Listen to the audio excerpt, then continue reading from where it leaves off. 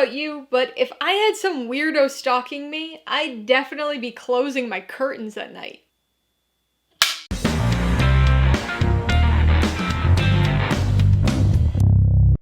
Hey everybody, welcome to Mainly Movies. Today I'm going to be talking about A24's 2022 psychological horror film, Men. If you're new here, please consider subscribing for a variety of movie-related content like reviews, rank lists, and trailer reactions. All of my reviews include a breakdown of the pros and cons, my rating, and some tailored film recommendations, so be sure to watch through to the end of this video for all of that extra content. Men stars Jessie Buckley, Rory Kinnear, and Paapa Essiedu, and was directed by Alex Garland. It tells the story of Harper, played by Jessie Buckley, who finds herself being stalked by someone or something while on a solo trip to the country. Men is Alex Garland's third film as director, and his second to be released under the A24 banner. I am a very big fan of both of his previous films. From a plot and genre perspective, Ex Machina and Annihilation are pretty different movies, but they do share in their exceptional crafting and thought-provoking, multi-interpretational nature.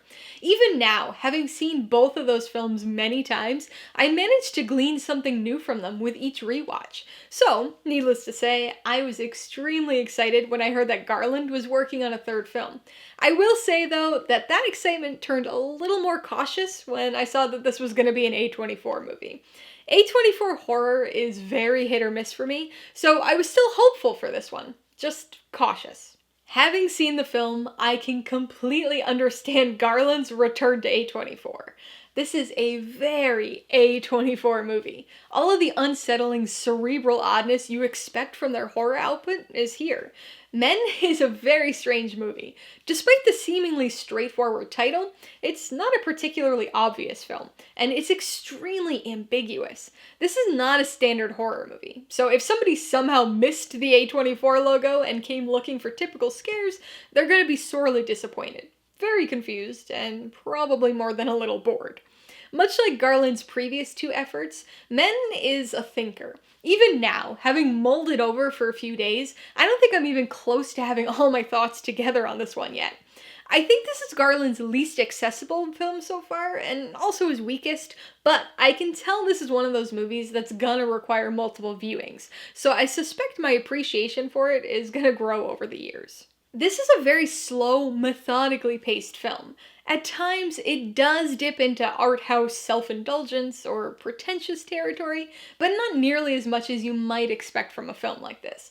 You've got some slow-motion close-ups and non-plot driving imagery that gets lingered on a little too much, but when paired with the creepy choral score, it does all work together to effectively create the atmosphere of the film. It's a slow burn for sure, giving us tiny pieces of a whole one bite at a time, but it never quite gives you enough to feel like you have a decent handle on what's going on. The full story is always just out of reach, which makes you feel just as confused and ill at ease as the main character. This pacing strains audience engagement a bit, but the oddness of the mystery manages to keep you invested until the wild and incredibly bizarre third act suddenly transforms that slow burn into an out-of-control blaze. As I mentioned before, Men is an extremely ambiguous movie. There are no clear answers, no definitive explanations, just a lot of vague possibilities and haunting ideas. Some people will love that ambiguity, others will hate it. I have a tendency to be in that second group for movies like this, but sometimes it works for me, and this movie is right on the borderline. Thematically speaking, Men can be interpreted in countless ways, probably all equally correct and wrong at the same time. The provocative title is sure to cause some controversy, mostly with those who don't actually watch the film, but I suppose that was the intention and part of the point of the movie. The film is about men, but also not at all. If that sounds confusing, welcome to the club. But really, this film is less about men and more about a grief-stricken and mentally traumatized woman trying to overcome a cycle of gaslighting and self-doubt in order to come to terms with her grief and trauma. Like I said though, this is very ambiguous. There's a lot to it. A lot of layers and a lot of possible interpretations to dig into. With themes and ambiguity like that, this is obviously not your typical horror movie. But that doesn't mean that it fails to deliver on the horror front. Rather than outright scary, this film is deeply unsettling, ranging from minorly creepy to confusingly deranged to downright disturbing. It's got so many haunting sounds and images that'll stick with you long after you leave the theater. Much of it is artfully vague and beautiful, but the film eventually dives headfirst into full-on body horror. There are hints of gruesomeness early on, but you really can't prepare for the bloody, cringe-inducing, and incredibly bizarre things you'll see by the end. Honestly, Men rivals Annihilation when it comes to strange third act escalation, and far surpasses it on the gore and disturbing imagery front. In spite of all the oddity, this movie has got some excellent performances. Really, it's the type of film whose success or failure largely depends on its lead. If you can buy into her as a plausible character, you can overlook the implausibilities that crop up as the story progresses. Thankfully, Jessie Buckley does a great job here. She makes Harper a very sympathetic character, who's emotionally vulnerable, but not weak. She makes some questionable choices here and there, and you'll probably be yelling at her to just get in her car and drive away, but the film does a good job of presenting and keying us into her state of mind.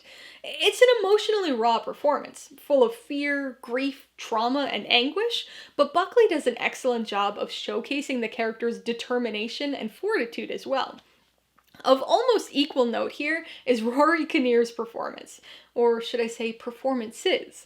He actually plays several characters in the film, each different but unsettlingly similar in a way that's very haunting and very unique. Men may be my least favorite Alex Garland film so far, but I absolutely cannot wait to watch it again. Alright, let's talk about the pros and cons. Pro number one is how unsettling this film is. It's certainly more of a slow burn psychological horror than a scare-a-minute jumper, but it is deeply creepy, slowly gnawing away at your nerves until outright tearing into them with the startling and wild third act. The situations are creepy, the images are disturbing, and for the third Garland film in a row, Ben Salisbury and Jeff Barrow craft an immensely moody and off-putting score to match and enhance the unsettling nature of the film. The second pro has got to be the performances. With such a bizarre psychological story, this is the kind of movie that's very dependent on its characters. And in order for those characters to work, the performances really need to sell them. Luckily, Jessie Buckley and Rory Kinnear both do a great job here. Buckley is our lead and gives an emotionally raw and tormented performance, and Kinnear ranges from unsettlingly off-putting to straight up terrifying in his numerous roles in the film. On the con side, the biggest issue is the pacing. It's a slow burn of a film, which in itself isn't a bad thing. In fact, the slow burn leading into the craziness of the third act makes that ending all the more unsettling and jarring. The problem with the pacing comes more from the self-indulgent flourishes that are thrown in sometimes. Slow is fine when it's a deliberate thing for the story, but it borders on tedious at times when it's purely for artistic merit and isn't progressing the story or character development in any way. The second con is less of an issue, but is the ambiguity. Some people will be bothered by this aspect more than others, but this is a movie that's really hard to nail down, at least on first watch. And I'm not just talking about the themes and messages, I mean the actual plot too. Without spoiling anything, even by the end of the film, it's a little unclear exactly what even happened. And so you've got the plot and the themes up for interpretation, which is a lot. Naming the film something as simple as Men kinda leads you in certain directions with that interpretation, but might also be a bit misleading. Before I give you my rating and recommendations, I want to remind you that if you're interested in buying Men or any of the other films I mentioned today, I do have affiliate links for all of them in the description below.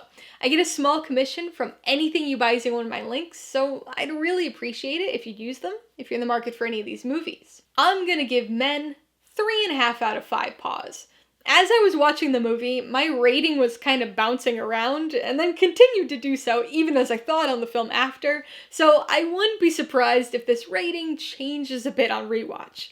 It's a little self-indulgent and incredibly ambiguous, but it's a deeply unsettling and thought-provoking movie with great performances and even greater technical qualities. I would recommend Men to fans of A24's specific brand of artsy, odd, cerebral horror.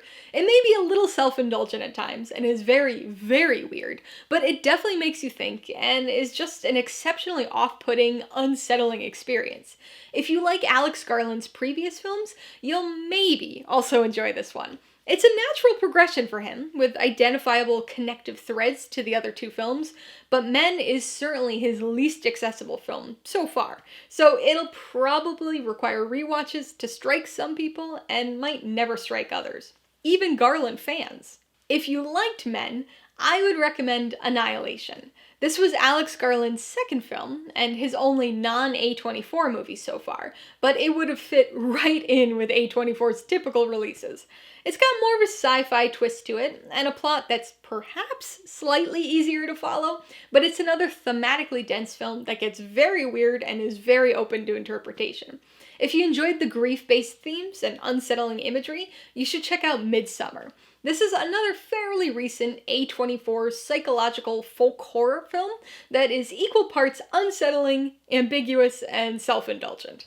And if you're interested in another unusual psychological horror about men, but not actually about men, you might want to watch Repulsion.